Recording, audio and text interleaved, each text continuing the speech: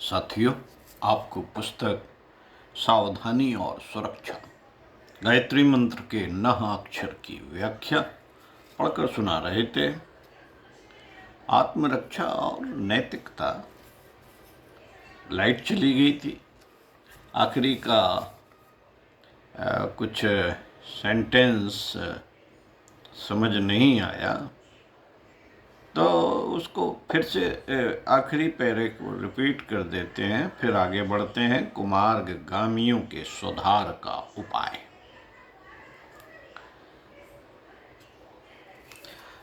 पिछले वीडियो में ये बताया था कि मनुष्य शरीर धारण करने पर भी जिनमें पशुत्व की प्रबलता और प्रधानता है, ऐसे प्राणियों की कमी नहीं ऐसे प्राणियों की।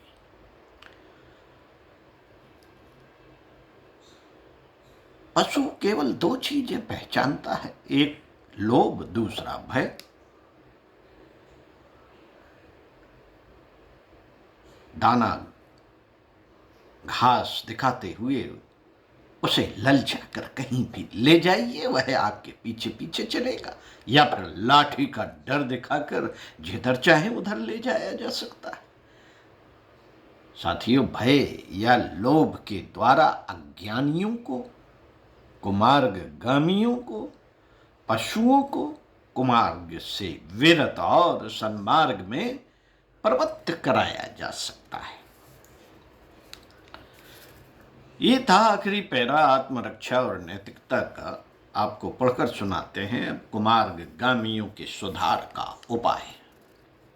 साथियों, भय उत्पन्न करने के लिए दंड का आश्रय लिया जाता है। लोभ के लिए कोई ऐसा आकर्षण उसके सामने उपस्थित करना पड़ता है जो उसके लिए आज की अपेक्षा भी अधिक सुखदायी प्रतीत हो।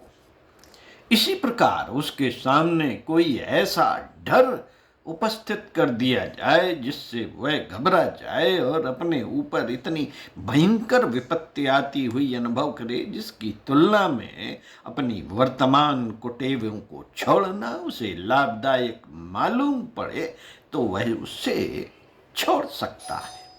नशेबाजी, व्यभिचार आदि बुराइयों के दुष्परिणामों को बढ़ा चढ़ा बताकर कई बार उस ओर चलने वालों को इतना डरा दिया जाता है कि वे उसे स्वमेव छोड़ देते हैं। इस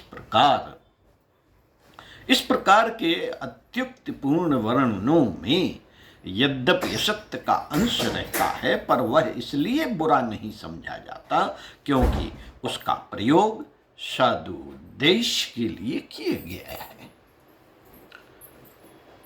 इसी प्रकार किन्हीं सत्कार्यों का लाभ अत्युक्तिपूर्ण रीत से बढ़ा चढ़ाकर बताया जाए तो उसमें कुछ दोष नहीं,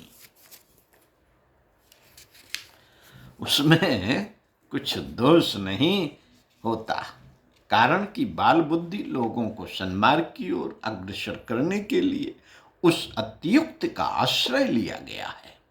गंगा स्नान, तीर्थ स्नान, ब्रह्मचर्य, दान आदि के अत्युक्तिपूर्ण महात्म हमारे धर्म ग्रंथों में भरे पड़े हैं।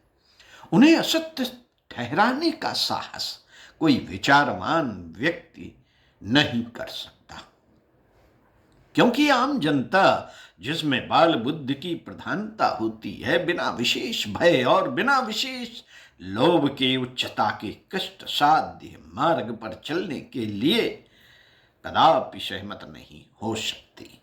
स्वर्ग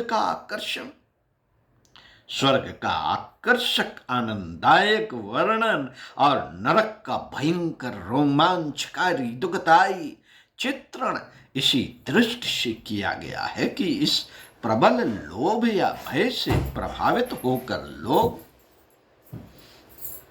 अनीत का मार्ग छोड़कर नीत का मार्ग अपनाए।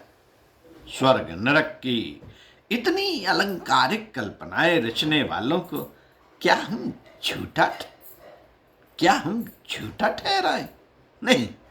नहीं, यदि हम ऐसा करेंगे तो वह परमेश्वर की मूर्खता होगी। संसार में अज्ञान ग्रस्त, स्वार्थी, नीच मनोवृत्तियों वाले बाल बुद्धि लोगों की कमी नहीं। इनकी सेवा इनकी इच्छाएं पूर्ण करने में सहायक बनकर नहीं, वरन बाधक बनकर ही की जा सकती हैं। जो बालक हर घड़ी गोदी में चढ़ना चाहता है, स्कूल जाने से जी चुराता है, पैसा चुराता है या और कोई कुटेव सीख रहा है, उसके साथ उदारता बरतने, उसके कार्यों में सहायक होने का अर्थ तो उसके साथ शत्रुता करने का होगा। इस प्रकार तो वह बालक बिल्कुल बिगड़ जाएगा और उसका भविष्य अंधकारमय हो जाएगा। कोई रोगी है, कुपथ्य करना चाहता है या सन्निपात ग्रस्त होकर अंड बंड कार्य करने को कहता है, उसकी इच्छा पूर्ति करने का अर्थ होगा उसे अकाल मृत्यु के मुंह में धकेल देना। इस प्रकार के बालकों या रोगियों की सच्ची सेवा इसी में है कि वे जिस मार्ग पर आजकल चल रहे हैं, जो चाहते हैं, उसमें बाधा उपस्थित की जाए, उनका मनोरथ पूरा न होने दिया जाए। इस कार्य में सीधे साधे तरीके से ज्ञान और विवेकमय उपदेश देने से कई बार सफलता नहीं मिलती और उनके हित का ध्यान रखते हुए विवेकवान और निस्वार्थ पुरुषों को भी असत्य या छल का आश्रय ग्रहण करना पड़ता है।